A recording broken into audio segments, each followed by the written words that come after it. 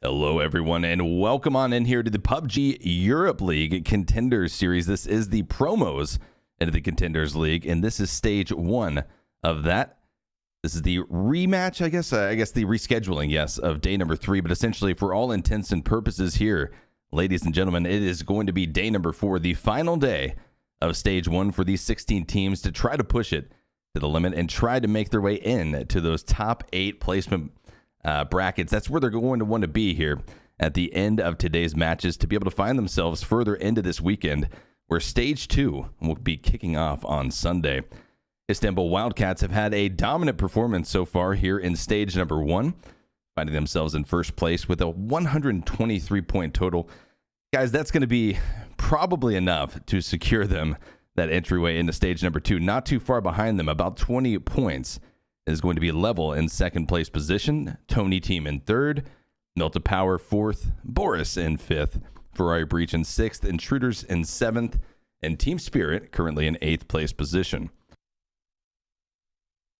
As you see, though, on these leaderboards, I'd say probably around 5th place through even all the way down to 14th place are going to be in serious contention of being able to find themselves as one of those top 8 teams. So a lot to watch, a lot of exciting PUBG is going to be at stake here over the course of 4 games. Those 4 games are going to be Sanhok, Miramar, and then finishing on the OG, the tried and tested of all PUBG maps, Erangel, for essentially the final championship round of stage number 1.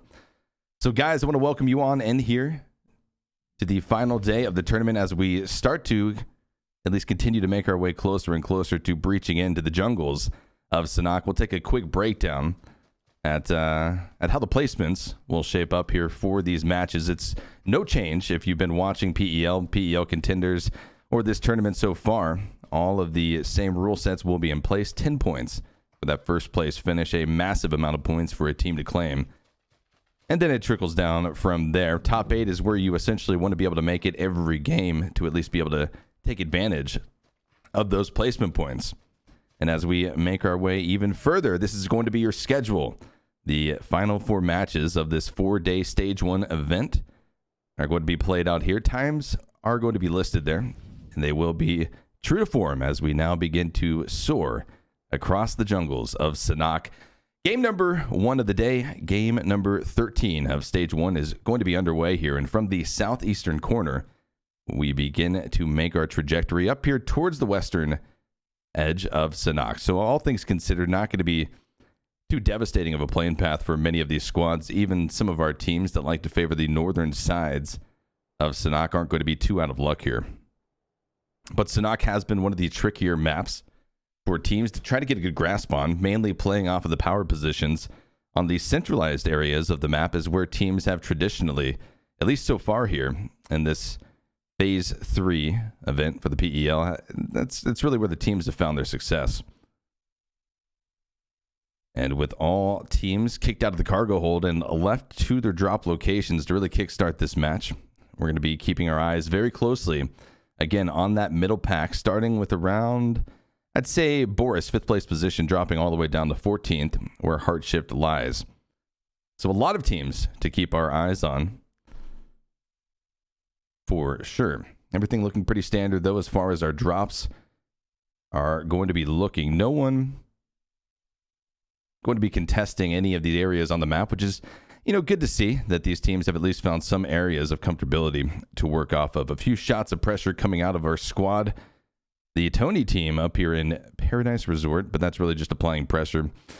On to mnlt Power, I believe, mnlt Power, going up to the Tatmok and Cow area of the map.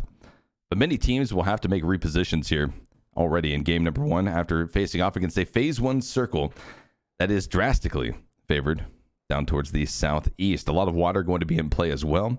Will necessarily be shrinking the play area that these teams are going to be used to fighting off of from a traditional phase 1 circle.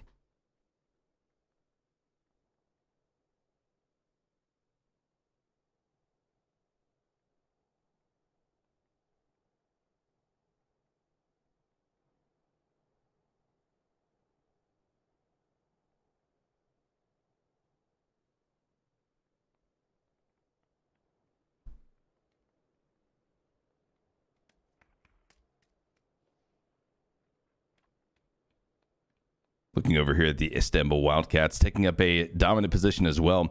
Bootcamp is a little bit less favorable, I believe, at least in my honest opinion, than Pine On. However, it is going to be the second best drop location here on Sanhok. If you're able to find yourself uncontested in either of these locations, you're really setting yourself up for at least an early game victory. Now, Sanhok definitely turns into a chaotic mess towards the mid-game. Around the 13 to 14 minute mark is where teams are forced into engagements, essentially, unless you got one of those compounds that is favored by the centralized area of the circle.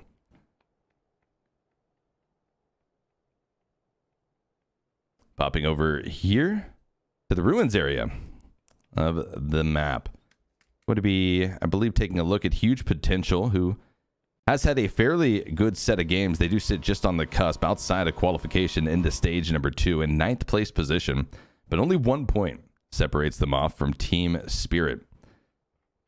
A chat favorite, at least from some of the emotes I've seen, the Intruders, another team that currently sits within that top 8 position, 7th place coming into today. They're going to have to work pretty hard throughout the day to find themselves secured in those top 8 positions as the blue zone begins to at least start to make its way in towards that far southeastern edge of Sanhok. A lot of teams not going to have too much movement to make, but specifically at least a few teams over towards the far west will have to put into effect a bit of a strategical rotation to find themselves safely inside of phase number 1 with all 4 alive.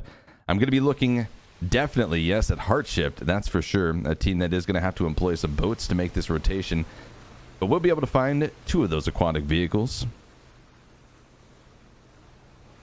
and put into effect that rotation. Kowo going to be picked up by his teammate as they kick that off. Over here, we've got Boris going to be making their way into the southwestern edge of phase number 1. Not going to be too concerned with their positioning as of right now. It's not the ideal location where they're going to want to spend a majority of their time, but already being here at around the 5 minute mark is going to favor them in terms of that early to mid game transition, which we will see in a few minutes' time.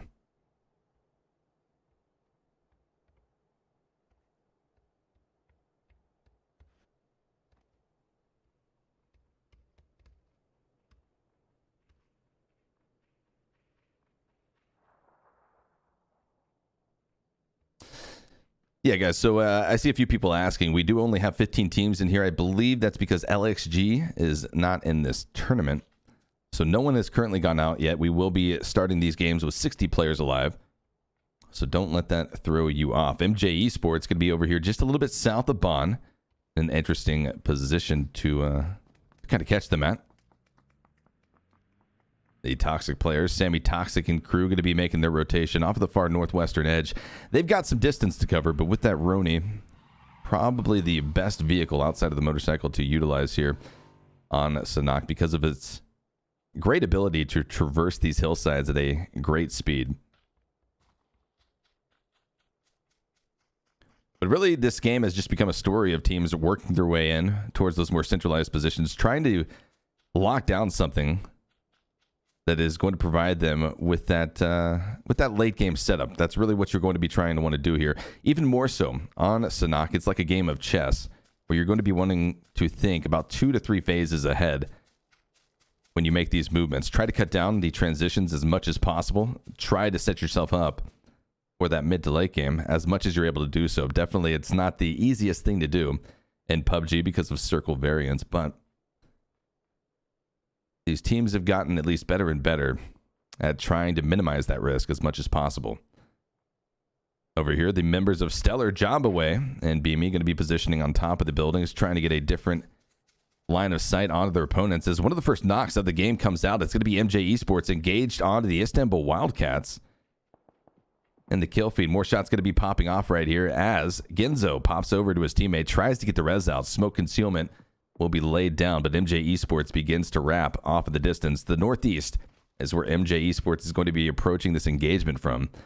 But they're going to have to at least be a little bit concerned about this next shift. MJ Esports currently sit in a pretty favorable position based off of circle number 1, and as we see phase 2 come in, they're still going to be sitting accordingly, but pinched in between 2 different squads. TonyTeam and Istanbul Wildcats is not necessarily where you want to find yourself here in the early stages of this game. This is first and third place, respectively, with MJ Esports in 11th place. Pretty much engaged with both.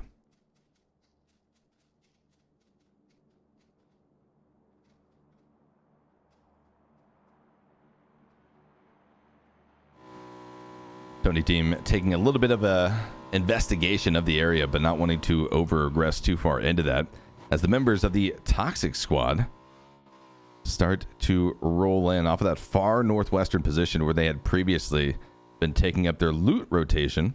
You're going to have one of the farthest rotations on the map, but not too concerning, again, at this stage of the game. 8 minutes and 30 seconds have been played out, and we still see a bit of a standstill. And between the Istanbul Wildcats and MJ Esports, Istanbul has been able to recover off of that knock that they suffered on their teammate. So still will have 4 boots on the ground. No first blood has been claimed here in game number 1 of the day.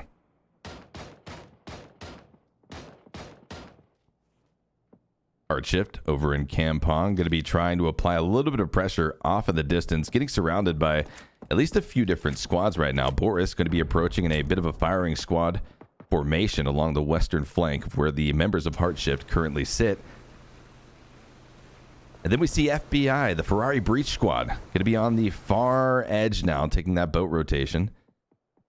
So they certainly are still alive and kicking for the time being. Crate going to be dropping in between the members of Boris as well as Existence, acting as a bit of a bait here for both of these teams to be drawn into an early engagement that certainly neither of them really want. Boris in 5th position going into today with 69 points is going to be that team that really sits in the danger zone. I think at least above that in terms of 4th through first place, there's not a significant worry in terms of their qualification potential.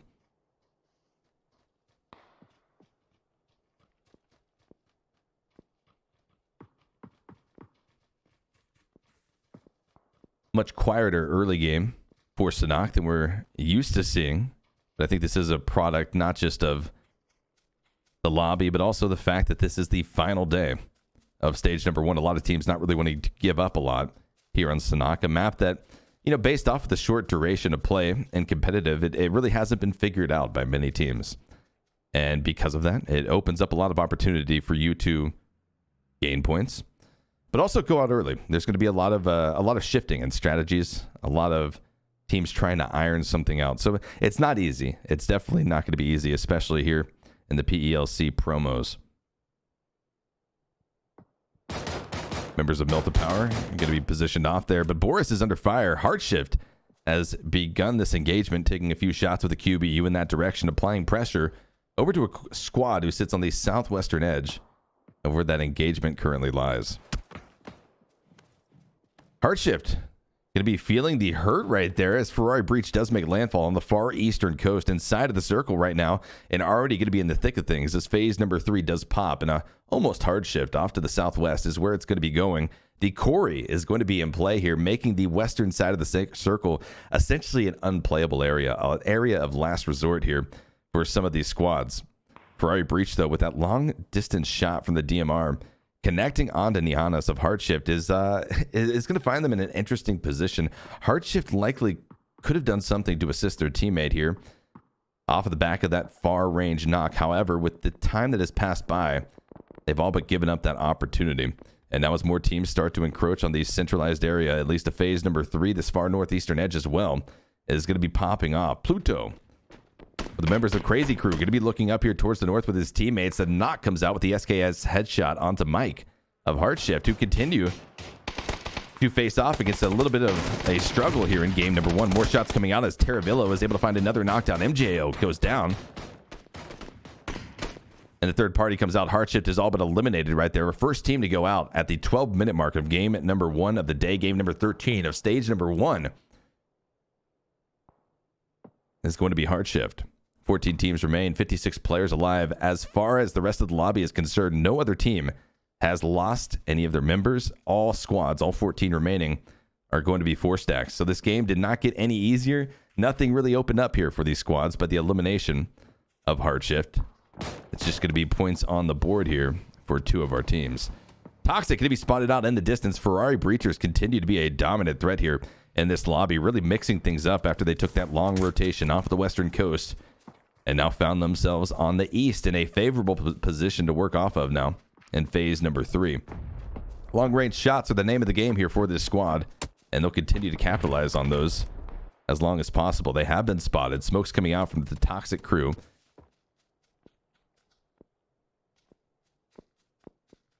As Markello Prove and his teammates try to recover off of this. It looks like they're going to be able to. They've got at least a little bit of defilade to hide behind, and the smoke concealment certainly provides an assist.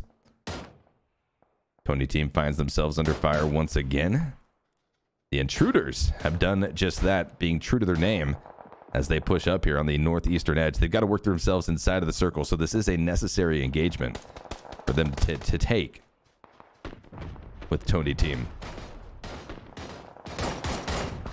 Good shots coming in from Nailcop, who's able to find at least a few connections onto the TonyTeam, but they have to be careful. Blue zone on their back and possible third party to come in here.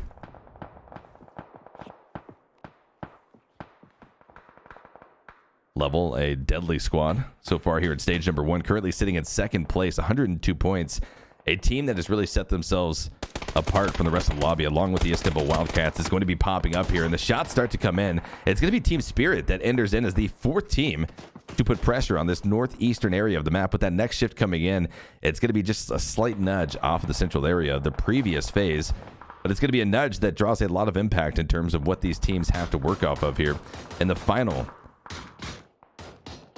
about 10 minutes or so of this game. The core is still going to be a significant factor on the western edge of the circle as teams vie for any type of position they can get their hands on here on the eastern edge. Shots popping off. ToxicPlayers is going to be engaged in yet another fight here as they try to stay alive, whittled down significantly. Markello will be trying to put up a fight, won't be able to do so, and out they go. Our second team to exit here from game number 1 of the day will be the ToxicPlayers in 14th place position. Kill feed really lighting up, though. This is the rumble in the jungle, as we have coined it. The critical moment here in these matches, the average time where the action really blows up, and it's not because these teams really wanted to, it's because of necessity.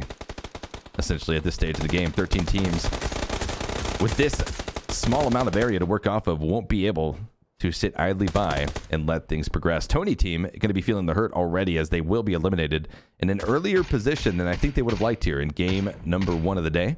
But they still have 3 games to continue to solidify that 3rd place position that they had walking in to today's matches.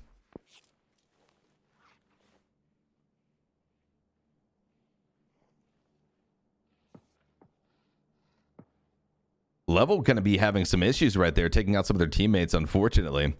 The blue zone putting a little bit of an effect on Team Spirit also. As the lull in the action, so we had that massive chaotic battle kind of pop off. Teams have been able to recover slowly off of that. But Level, yeah, tough game for them. Not sure exactly what happened with all of those team knocks, but MJ Esports is going to be lighting it up right now. Ohala with some great shots. Boris will be exiting as well. Teams dropping like flies here at this stage in the game. Melt the Power drops out in 9th place position as well. Istanbul Wildcats, despite being pretty much in the thick of these battles for the entirety of this game, chaos has been erupting around them for the better part of about 14 minutes. They remained 4 alive. They were able to recover off of that early res and continue to defend their position for a majority of the game. The Intruders continue to push in off that northeastern edge. However, it won't be without casualties. As the first knock comes out, Rec Order going to be dropped down and out. A hard shift comes in here in this phase of the game, and it's going to be another one that continues to involve the Quarry. Becomes even more of a dominant factor here in this game. About 50% of this phase 5 circle is going to be the Quarry, a position that teams are going to be funneled into. It's not really a question at this stage in the game of if they are going to be going into the Quarry. It's more of a question of when and who. MJ Esports trying to work their way in off of that northern position that was previously safe, but now the resistance is definitely being felt by the Istanbul Wildcats. Shots come in, and it's going to be Mini who is able to find the first knock. A trade back comes in, and it's going to be 2 down for MJ Esports, 1 down for the Istanbul Wildcats. Mark that now 2 as this battle rages on. A very even fight popping off between a team that sits atop the leaderboards in first place position. great snap coming in from Laza to connect on to Ohala. As the stall in the battle now kicks off, smoke's going to be deployed by the 2 remaining members of Istanbul Wildcats on their feet to try to effectuate reses onto their 2 fallen teammates. BSD, I believe his second knock of the game. It was very important for Genzo to get over there as fast as possible, but nades start to fly in. That bit of window of opportunity that the Istanbul Wildcats had to get those reses has closed, and they will be suffering even more casualties because of it. But another team going to be entering into the fray. It's huge potential. Pretty much displaying that huge potential coming in here off of this third-party engagement with a lot of potential to rack up some kills here in this match. Stellar lighting up the kill feed as well. Existence taking casualties from multiple different angles, and Intruders will not be able to push further here in game number 1. Out they go in 6th place position, just shy of the 20-minute mark of the game. Top 5 have been secured, but I think it's a toss-up as far as who's going to be coming away with the chicken dinner here in the game. Existence making a great last stand here. They've got, they had one alive, and he's going to be going out to the blue zone. So out in 5th place they go. One of their, I'd say, best performances here in stage number 1. They still sit, I believe, in 15th place position coming into this game. But necessary points to put up on the board for them. They're not out of the running just yet.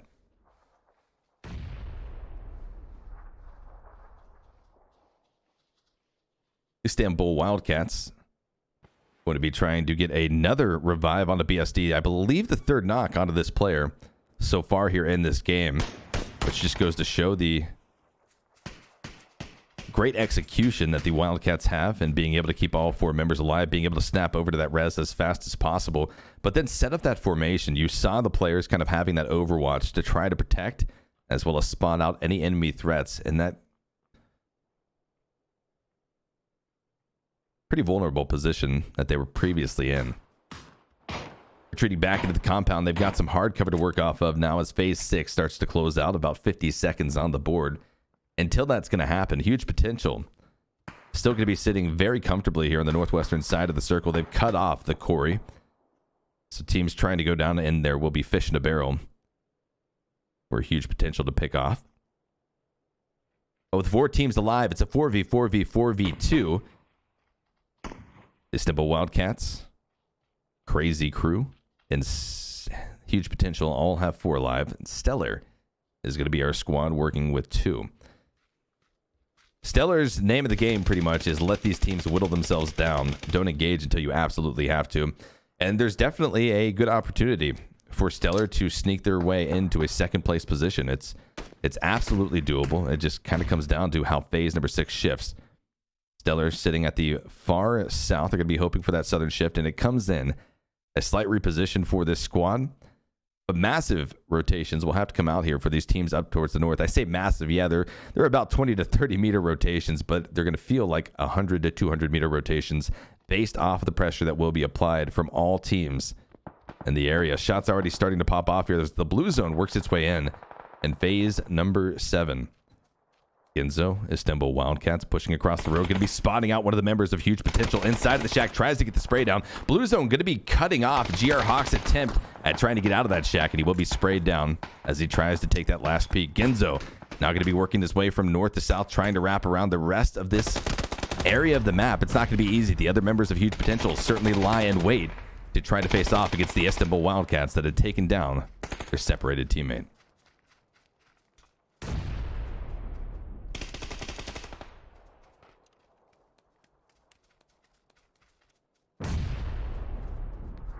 Huge potential feeling the hurt now of this quarry position. This is pretty much what they were driven into, but they were able to find a nice trade back onto the members of Istanbul Wildcats. It's not going to be enough. Huge potential will be eliminated by the Istanbul Wildcats in 4th place position. 8 players remain. Istanbul Wildcats now going to be working with probably just 2 members alive. They left Genzo. He's going to be left as a sacrifice to the blue zone after that knock. Members of huge potential are able to pick up that final point posthumously. 3 teams remain, though, at the 22.5-minute mark. Istanbul Wildcats are going to be trying to walk away with this victory. They sit very happily on the northern side of the circle and Stellar gets spotted and flushed out of the game. The members of Crazy Crew have been able to come up huge so far in this match, but now the true test is going to be between them and the Istanbul Wildcats. With 4 live, they've certainly got the numbers advantage to work off of. It's all going to come down to these final moments. A 4v2 scenario. Laza going to be on the prowl, trying to wrap around the edges of the circle. Apocalypse going to be spotted, drops it down to a 4v1 scenario, and Crazy Crew come up huge in the first game of the day. It's going to be a 23-point victory for this squad. 13 points from kills and 10 points from that first place finish.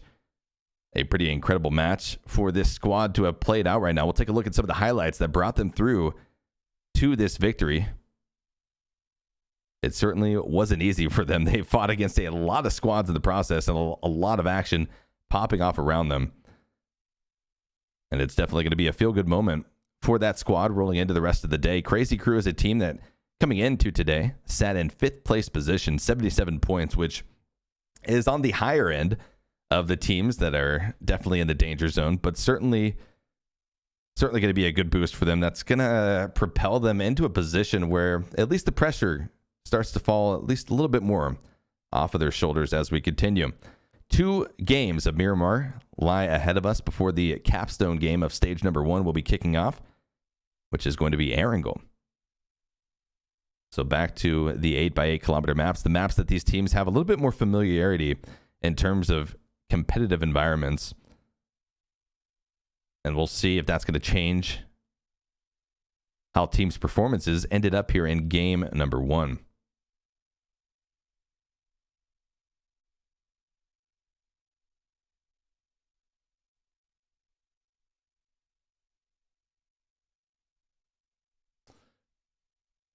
A good effort as well by the members of Stellar. They were able to push their way all the way to 3rd place position. However, you can only hold out for so long, and they're the final moments of the game where Crazy Crew closed it out.